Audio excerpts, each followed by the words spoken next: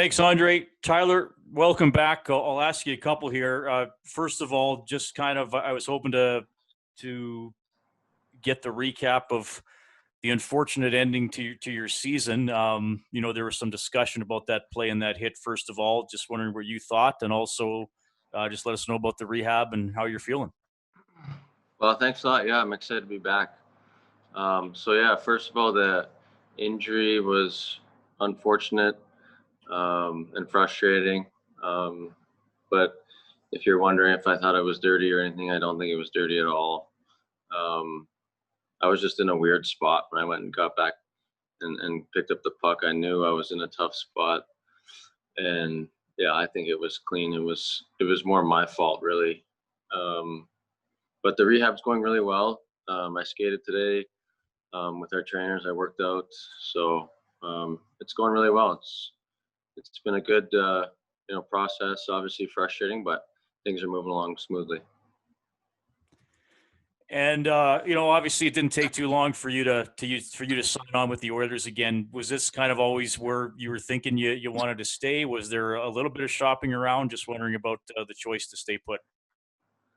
No, I made it clear to my agent that this is where I wanted to be. So I was hopeful, and I really enjoyed here. I love the guys. I love playing for the Oilers, and so I told them that if we have to kind of wait a little bit, it'd be nice to stay here. So it was an interesting morning. Kind of skating. I had my phone on the bench, but and then I went over to the gym and was working out, and it was tough because a lot of calls are coming in and stuff, but it got done, and I'm happy and I'm excited, and I can't wait to to be on the Oilers next year. Next question, Jim Matheson from Post Media. Jim, as soon as your microphone's active, you can ask your question. Just to clarify, it was a broken ankle, broken leg, any ligament damage, or what was your situation there? Yeah, I had surgery on my ankle, and so I broke my outside bone, I guess, on my leg. I don't know exactly what bone it is, but so I got the ankle fixed up, and we've been doing a lot of work rehabbing and skating, and I think we're ahead of schedule, which is nice. And the trainers have been doing an awesome job. It hasn't been easy with COVID and availability in buildings and stuff, but they've been coming over my house. I've been going over to their places, and I've been lucky that the staff has been working so hard because we've been at it every day. And I skated 3 times this week. I feel better every single day, and so a lot of thanks go to them for working so hard for me. And where do you see yourself with the Oilers, or do you just see yourself moving up and down the first line, the second line, the third line, the fourth line? Does it matter? Yeah, for me, I just wanted to be here because I really like the guys, and I love playing for Tip, and there's so much potential with this team. So for me, it honestly doesn't matter where I am in the lineup. I'm fine playing anywhere. I felt good playing with Connor for a couple games. I got some looks with Leon that were really great. I love playing with him and Yamo. But I also know that there's so many guys that can fill different spots. If I have to play on the fourth line, I'm fine doing that too. I just want to win. So I picked here because it's a great group of guys, but I think we're headed the right way. And for me, I just want to be on a winning team, and whatever role I have to fill, I'm happy doing it. Jim, did you have a follow-up, or are you good? No, it's good. I asked 2. That's good. Okay, somebody else ask a question. We'll give a question back to Reed Wilkins from Ched. Go ahead, Reed.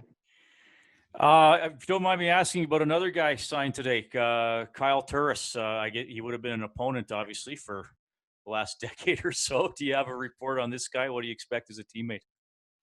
Yeah, I played with him at under 18s a long time ago for Team Canada. So I know Kyle, great person, great centerman. I think it's a good pickup for us because that adds, kind of that center depth that the Oilers needed. And he's a great guy and a great player. And, from what I remember with him is he's got a pretty lethal shot. He's a talented player, and he's a veteran guy, which is nice. You can add another veteran guy to the team, which is always important, and I think it's a good pickup.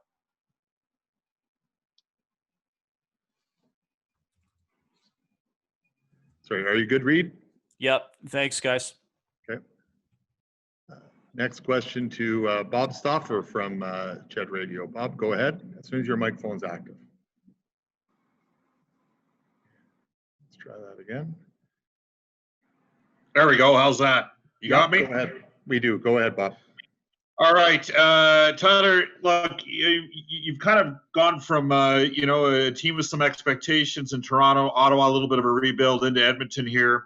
And do you have a bit of a sense, I mean, you wanted to come back to Edmonton, but was there a sense of maybe trying to fulfill something that you guys maybe didn't get that opportunity because of the uniqueness of the pause and then coming back for the play-in series? And, did that maybe factor a little bit in your decision that there's some unsettled business here?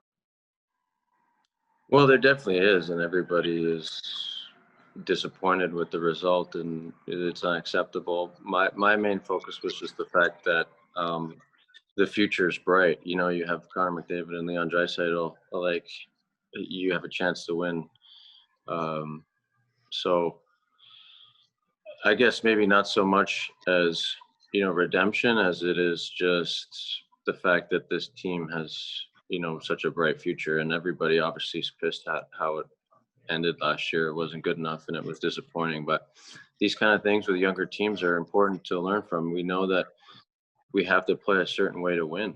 You can't play a certain way and expect to win. And I think that was a good example. Chicago's won 3 cups, because they, played a certain way. And it's a good learning. It's a good example for us to just grow from.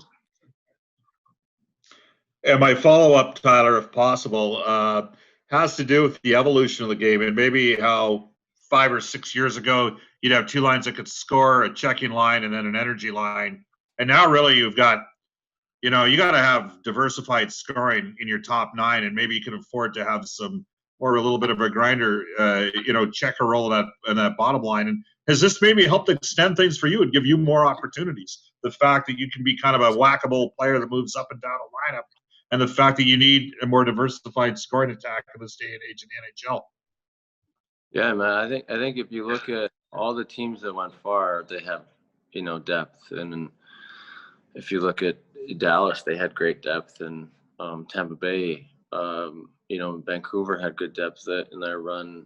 St. Louis, when they won, great depth. So depth is so important. And like you said, yeah, you need guys that can, play up and down the lines, and you can't just have 2 good lines, right? You need to fill, all 4 lines. And with saying that, I think in the playoffs, it was short, but I thought that our 4th line was really good. I thought Nealer and Chaser and JJ played good games, and it is important. Having 4 good lines nowadays you have to have that to win. That's right. I'm not sure this might be a pass, but if Jim Matheson, did you have another question? Yeah, I have one question for Tyler. Is this the first year you haven't had to worry about getting your bags ready to go somewhere? I mean, Yeah, you're from Edmonton, and you're probably thinking, okay, now I got to get a place to live somewhere else. I got to rent somebody else's place. You actually have your own place here in the summer. You can just stay here. Or what? I know, that's the first thing my parents said when I called them. They're like, yeah, you don't have to pack up and go anywhere. So it is a nice bonus. And because I'm not exactly an elite packer. So it's nice that I don't have to get the duffel bags out and start wrinkling my clothes up again.